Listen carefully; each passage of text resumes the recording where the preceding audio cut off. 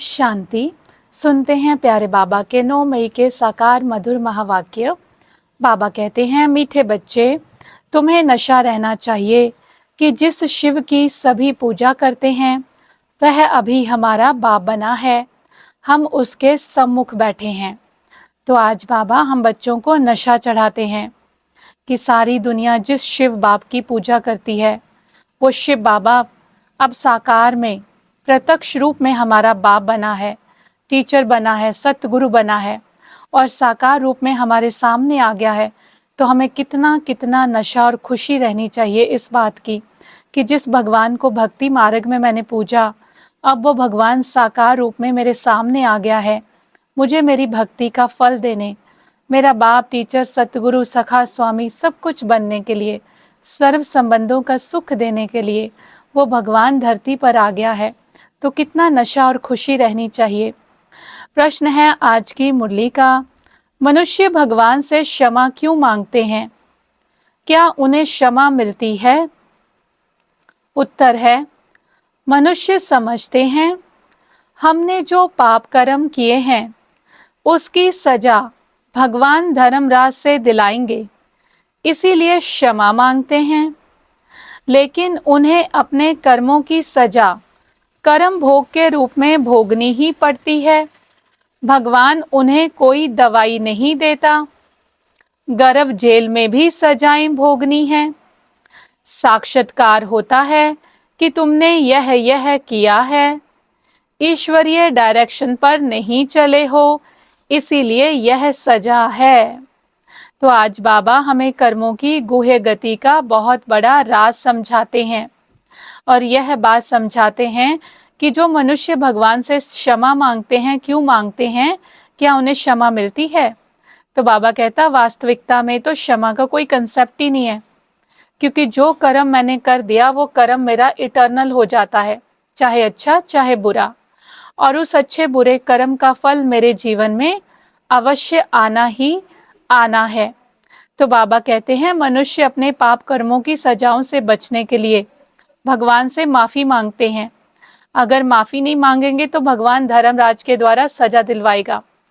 तो बाबा कहते हैं कि बच्चे, जो कर्म आपने कर लिए उन कर्मों की सजाएं आपको या तो कर्म भोग शारीरिक बीमारियों के रूप में आएंगी, और फिर आत्मा अगर कोई पाप कर्म करके अगले जन्म में जाती है तो गर्भ को जेल कहा जाता है, गर्भ जेल में भी सजाओं का अनुभव करती है। गर्भ के अंदर आत्मा को साक्षात्कार होता है कि मैंने ये पाप कर्म किए हैं और उसकी ये सजा है।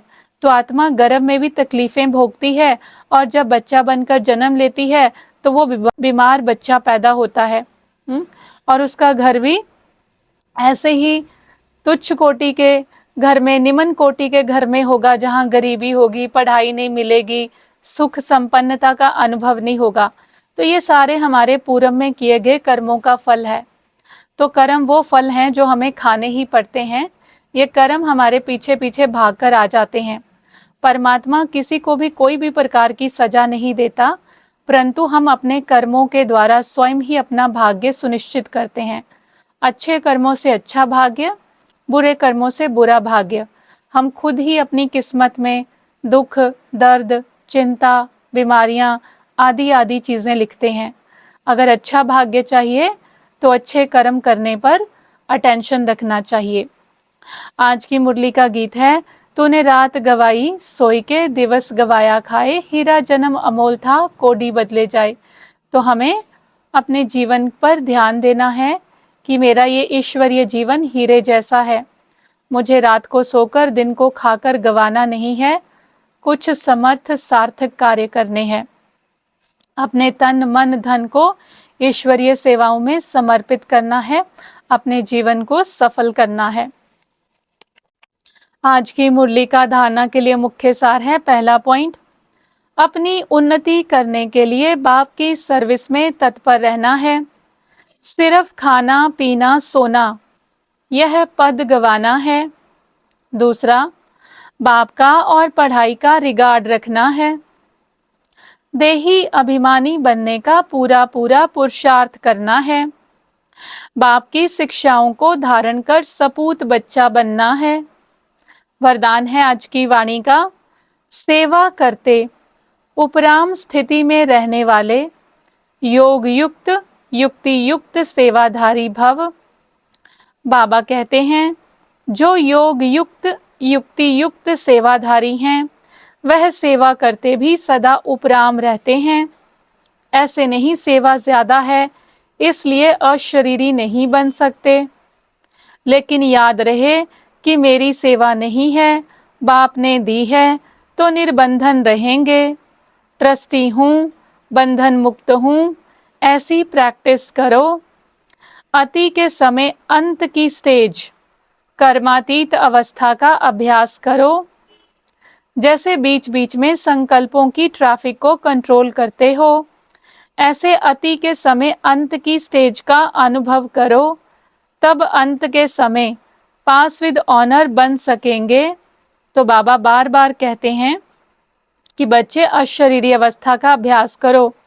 ऐसे बहाना नहीं बना सकते कि सेवा बहुत थी और इसीलिए मैं योग नहीं कर पाई, अशरीरी अवस्था का अभ्यास नहीं कर पाई। तो बाबा कहता जो योग युक्त युक्ति युक्त बच्चे हैं वो सेवा करते हुए भी सदा उपराम अशरीरी स्थिति में, वैरागी स्थिति में रहते हैं। सदा याद रखें कि ये मेरी सेवा नहीं है, बाप की दी है, जिम्मेवारी बाप की। मैं ट्रस्टी हूँ, बंधन मुक्त हूँ। जब ट्रस्टी बनकर रहेंगे तो मन बुद्धि फ्री रहेगा, मन बुद्धि सदा अभ्यास में बिजी रहेगा। तो अति के समय अर्थात बहुत कर्म कॉन्शियस हैं, बहुत उलझे हुए हैं, तो उसी अति के समय, संकल्पों की अति के समय अंत की स्टेज अर्थात डिटैच होने की स्टेज का अभ्यास करना है। जैसे ट्रैफिक कंट्रोल करते हैं वैसे ही बीच बीच में रुक करके अंत की अवस्था, कर्मातीत अवस्था को अनुभव करेंगे तो पास विद ऑनर हो पाएंगे। स्लोगन है शुभ भावना कारण को निवारण में परिवर्तन कर देती है। अव्यक्त इशारा है पवित्रता ब्राह्मण जीवन की विशेष जन्म की विशेषता है।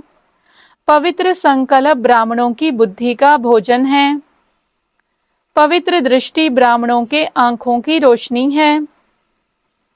पवित्र कर्म ब्राह्मण जीवन का विशेष धंधा है। पवित्र संबंध और संपर्क ब्राह्मण जीवन की मर्यादा है। ऐसी महान चीज को अपनाने में मेहनत नहीं करो, हठ से नहीं अपनाओ। यह पवित्रता तो आपके जीवन का वरदान है। तो पवित्रता हमारी आंखों की रोशनी है। पवित्रता ब्राह्मण जीवन का, कर्म का विशेष धंधा है।